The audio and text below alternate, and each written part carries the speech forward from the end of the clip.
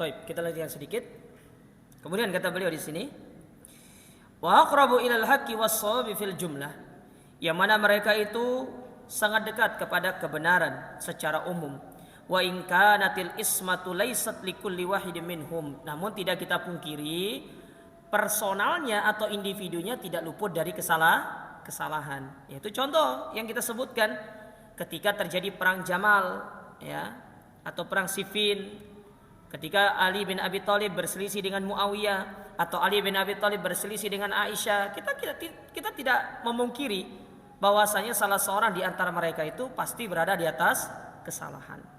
Ya, kita tidak memungkiri hal itu. Tetapi secara umum para sahabat itu mereka adalah orang yang berada di atas kebenaran. Ya. Kayak contoh ya, kaum muslimin itu secara umum mereka itu dijamin masuk surga. Ya, kaum muslimin ya, tapi personalnya kan belum tentu. Islam ya pasti masuk surga, orang muslim pasti masuk surga. Emang ada kaum muslimin yang tidak masuk surga? Pasti masuk surga kaum muslimin itu. Kecuali secara personal nanti mereka yang berbuat syirik gitu loh. Mereka yang murtad, ya, keluar dari Islam itu kan personal nanti. Tapi secara umum kaum muslimin itu dijamin masuk surga oleh Allah Ta'ala. Karena Allah berfirman, wa may yabtaghi ghairal islami dina. Orang yang mencari agama Islam mencari agama selain daripada Islam, maka dia tidak akan masuk ke dalam surga Allah. Agama mereka tidak akan diterima. Tapi kan individunya belum tentu. Antara saya, antum kan belum tentu dijamin masuk surga. Tapi secara umum kaum muslimin itu pasti masuk surga. Nah, ini harus dibedakan antara yang sifatnya umum dengan yang sifatnya personal. Ya. Kan banyak ungkapan itu, misalkan orang yang meminta atau orang yang menyembah kepada kuburan, mereka itu kufur, bisa keluar dari Islam, berbuat syirik dan bisa keluar dari Islam. Tapi apakah individu-individunya itu kita cap langsung keluar dari Islam? Itu yang tidak. Secara umumnya iya, tapi personalnya itu kita harus pastikan. Ya, sama dengan para sahabat. Secara umum mereka itu berada di atas kebenaran, mereka bersatu di atas kebaikan, mereka mengikuti Al-Quran dan Sunnah. Tapi tidak kita pungkiri ada di antara mereka yang salah di dalam memahami, salah dalam pemahamannya, terjadi perselisihan di antara mereka. Itu contoh perang Jamal, perang Siffin itu aja. Ali berperang dengan Aisyah, Muawiyah berperang dengan Ali bin Abi Thalib. Ya, saling berperang. Baik. Walakin al-ismatu li jami'ihim, akan tetapi kemaksuman itu ya itu kepada seluruh mereka. Ya, kepada ketika mereka bersatu di atas kebenaran tersebut. Walau akhta'a ba'duhum fa inna ijtihadi ma'jurun alaihi wa musabun alaihi. Andai kata mereka di dalam satu perkara mereka berijtihad kemudian mereka salah, maka mereka tetap dapat pahala. Ya, kan ada sebuah kaidah mengatakan kalau seseorang alim itu berijtihad dia benar dapat 2 pahala, kalau dia salah dapat 1 pahala. Nah, itu orang alim. Nah, kalau kita kan bukan orang alim ya, ikut kajian aja jarang. Ya, belajar aja jarang gitu kan. Gimana mau jadi orang alim kita? Kita ini bukan orang alim, tapi muta'alim. Antum harus bisa bedakan ya, alim dengan muta'alim. Muta'alim itu sok tahu. Ya. Antum jangan jadi ta'alum, tapi jadilah ta'allum. Itu beda. Ta'alum dengan ta'allum beda. Kalau ta'alum ya sok tahu tadi. Nah, kadang-kadang kita dapati ya ada sebagian ya teman-teman itu ya iya semangat iya, tapi ya perlu diperhatikan juga. Lagi duduk sama ustadznya, ada orang nanya, ya bukan ustadznya yang jawab, dia yang jawab. Oh nggak apa-apa akhi. Ya, ustadznya belum jawab tapi dia sudah ya jawab duluan. Ya, dia sudah jawab duluan, subhanallah. Ya. Nah, ini kita kadang-kadang ta'alum orangnya, yaitu sok tahu. Ya. Taib.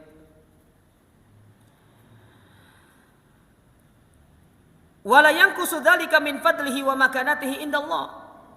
Tetapi yang demikian itu ya tidak mengurangi keutamaan mereka di sisi Allah Ta'ala. Ma'anna khata'ahum qalil, karena kesalahan mereka sedikit. Walhamdulillah wan nabi asna alal qurunil mufaddalah.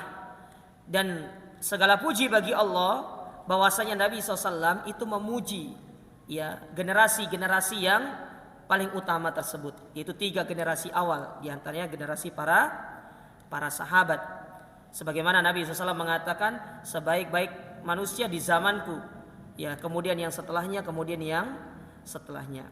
Jadi intinya, ya apa yang disampaikan oleh Syekh Shalih Fauzan sampai paragraf ini, bahwasanya para sahabat itu pasti berada di atas kebenaran secara umum, tetapi per individunya kita tidak bisa pungkiri mereka pun melakukan satu kesalahan. Ya, itu seperti yang terjadi antara Muawiyah dengan Ali, kemudian Aisyah dengan Ali bin Abi Thalib radhiyallahu taala anhum ajma'in. Tapi di sini ada satu pertanyaan.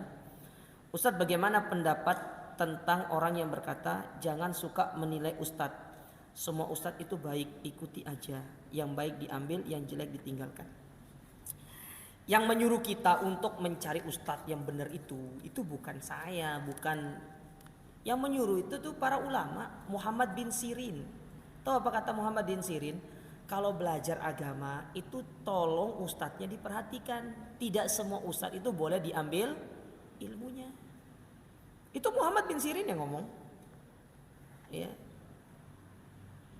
Bukan ustadz yang sekarang ngomong, itu ulama di zaman abad kedua Hijriyah itu. Muridnya para sahabat yang ngomong itu.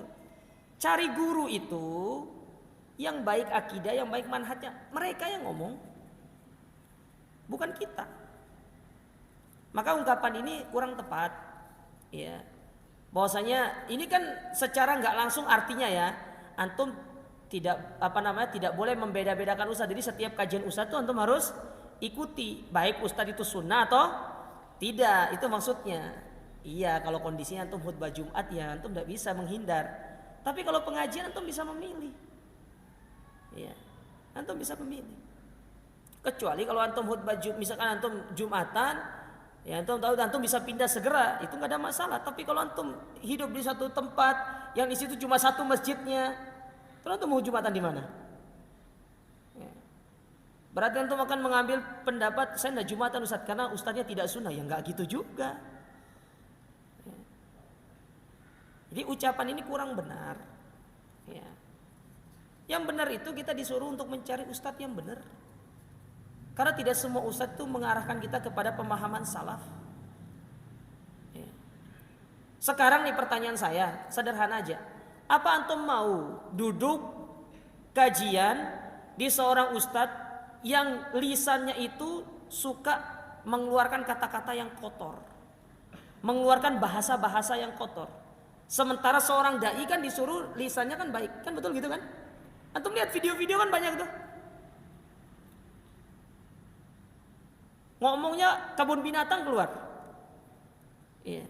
Mesonya keluar. Masa antum mau duduk di kajian seperti itu? Sementara Allah mengatakan dalam Al-Quran, ya ayyuhalladzina amanu ittaqullaha wa qulu qawlan sadida. Wahai orang beriman, ya, bertakwalah kalian kepada Allah dan ucapkanlah perkataan yang baik. Ini bukan dalam ranah kita kajian aja loh. Dalam urusan kita bermuamalah saja kita disuruh untuk berkata-kata yang baik, apalagi dalam ranah kita sedang memberikan kajian. Ngomongnya kok meso gitu loh. Kok ngomongnya itu masalah, ya Allah antum kalau dengar itu ya, enggak pantas jadi ustadz kayak gitu tuh. Ya, saya tidak mengatakan diri saya lebih baik, tidak. Tapi alangkah lebih baiknya itu seorang dai itu ya lisannya dijaga, tutur katanya dijaga. Oh ini enggak. Ya.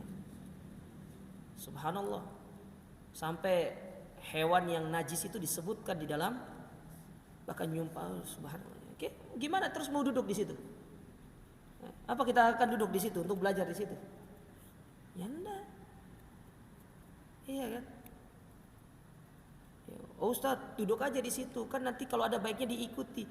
Nah terus kalau kajiannya banyaknya buruknya, terus baiknya nggak ada, terus gimana terus?